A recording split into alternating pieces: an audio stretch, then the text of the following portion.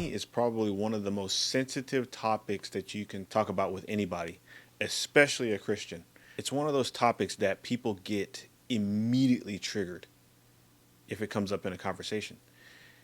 Many times a Christian will demonize money, you know, uh, quoting scripture, money, they'll say money is the root of all evil when it really says the love of money is the root of all evil. Or another example would be people often say, um, money is the devil, and different things. Or a Christian will say, and I'm not over exaggerating this. Like, this is stuff that people have literally said to me word for word. I've had people say, get rid of your money and give it to the homeless. Just get rid of all of it. And here's my response to that. I understand the thinking, and I do believe that a lot of these people mean well. And this legalistic mindset, they often don't realize enslaves them. And I used to think this way. As a matter of fact, taking things out of context, you know, I used to believe that when the Bible spoke about money, it was literally telling you to get rid of it and just give it all away. Don't have any for yourself. And then just believe that God will provide for your needs. I tried that. As a matter of fact, I took all my money, took it out of the bank, gave it to the homeless, and I took my last paycheck for my job, for one of my jobs in the past, and I gave it all away to a homeless person. Because I legitimately thought that's what God's will was. And so I tried that, but what ends up happening is you end up broke, and you end up filling up someone else's cup before you can even fill your own cup. And so, if money is the devil, why do we work for it every day? If it's the devil, if it's evil, why does everything you do revolve around it? And I say this because I know you can get a cliche response like, "Oh, the devil created money, and we have to use it because he's the ruler of this world and all this other stuff." I get it. I understand. I used to think this way. I know. And I still believe in God, and I believe in Yeshua. But we live on an economic planet. We live on an economic planet. You know, it says if you don't work, you don't eat. Yeah, that's a principle. Yeah, you gotta work to eat. You need money so you can eat. It's a simple principle that I think if you have a legalistic mindset, you trap yourself into the belief that money is evil, you shouldn't have it, and if you're gonna have money, have as little amount as possible and just believe that God's gonna provide for your needs. What if I told you that the fact that you are able to have money is a gift from God? You probably wouldn't believe me. Like, oh, no, this guy's talking false doctrine, some prosperity gospel. The reason why I bring these topics up is because I know that this is the most sensitive topic that you can talk about with a Christian. I know that. And so with that in mind, any sensitive topic that exists is a topic that people avoid, and they don't want to talk about. And so you ignore the importance of even having the conversation. Like, guys, shouldn't we at least doubt some of these ideas? I tried the whole giving all the money away. I tried that. Ended up being broke and not having my needs met.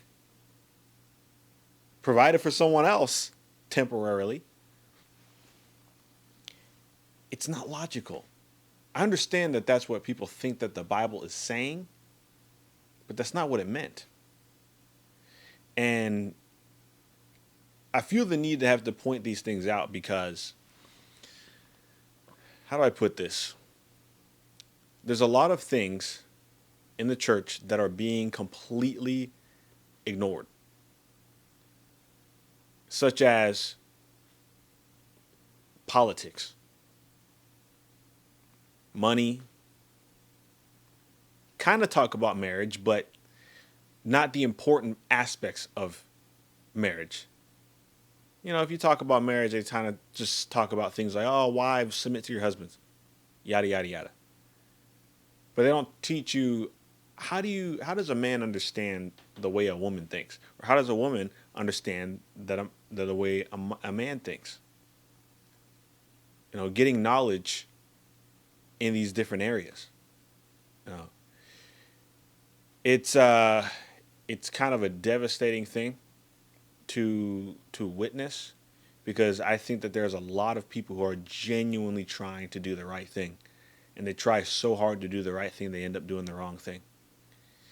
And avoiding the topic of money is a very dangerous thing, because we live on an economic planet. There are people out there who literally believe, you know, something like this.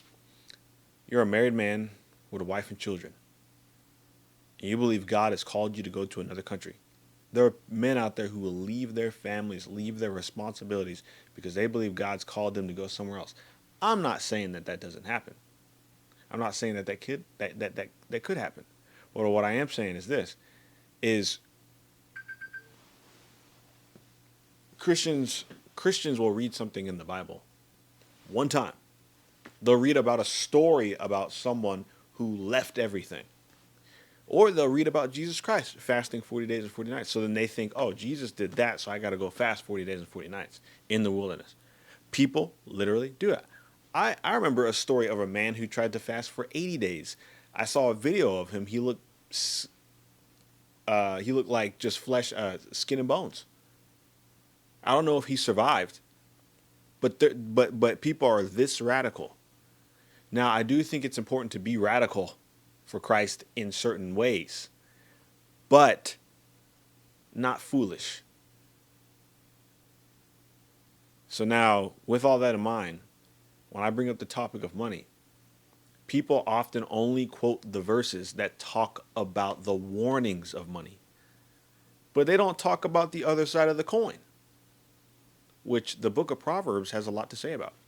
King Solomon, a person that the Bible considers, besides Jesus Christ, the wisest man that ever lived, he tells you how to make money and how to have resources and wealth, and not just in your finances, but also in your relationships, and how to have influence.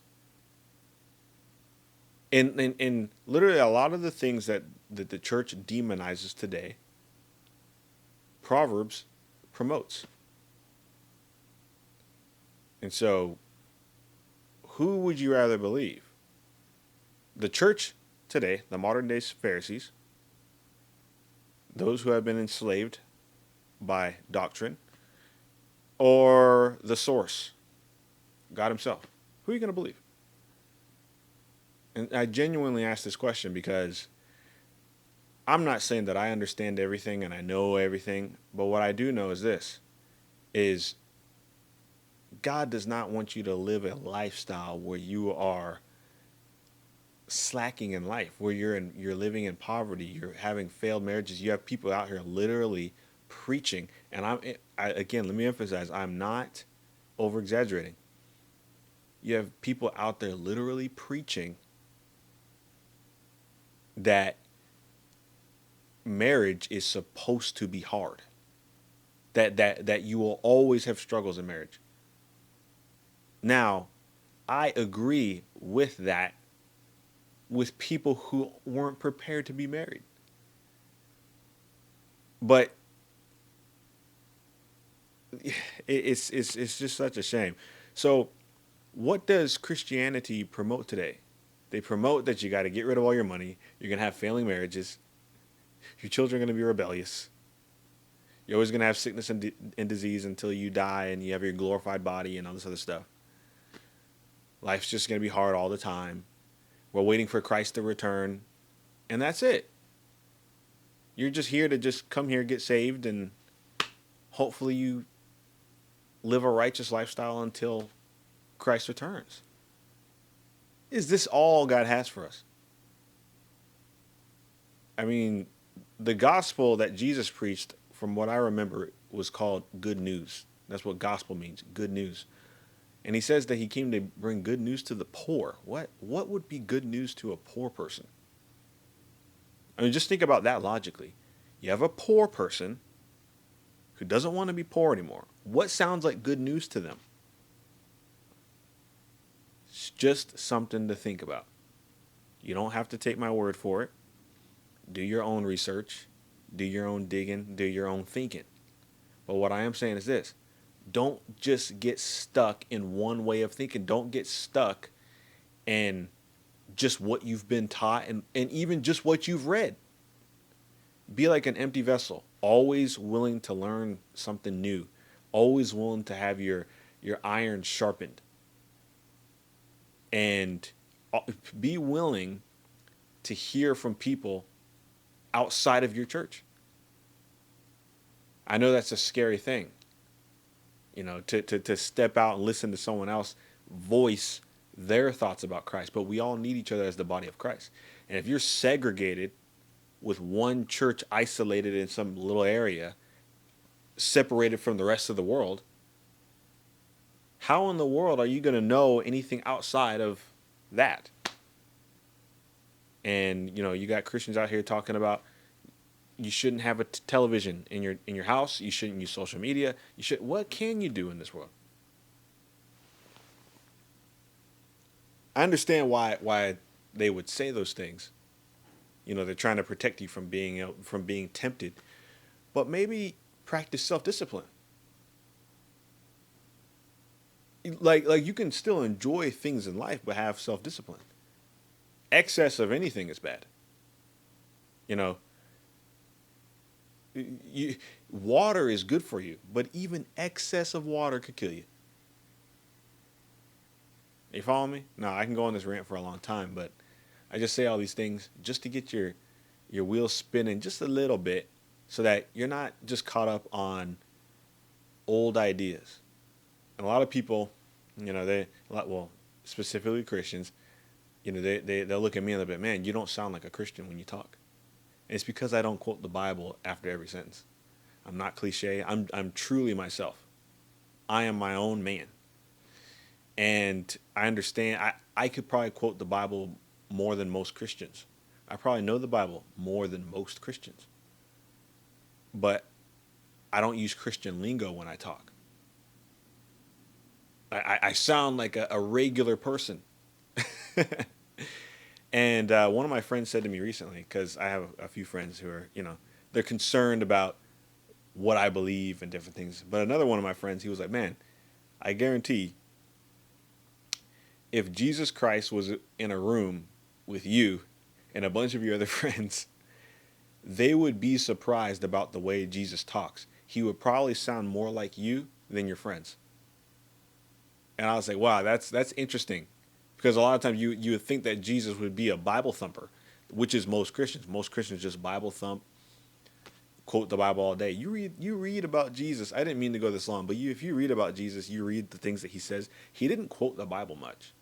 Like he did, usually to other religious people, but to worldly people, he was not sitting there quoting Bible verses to people who didn't believe in that.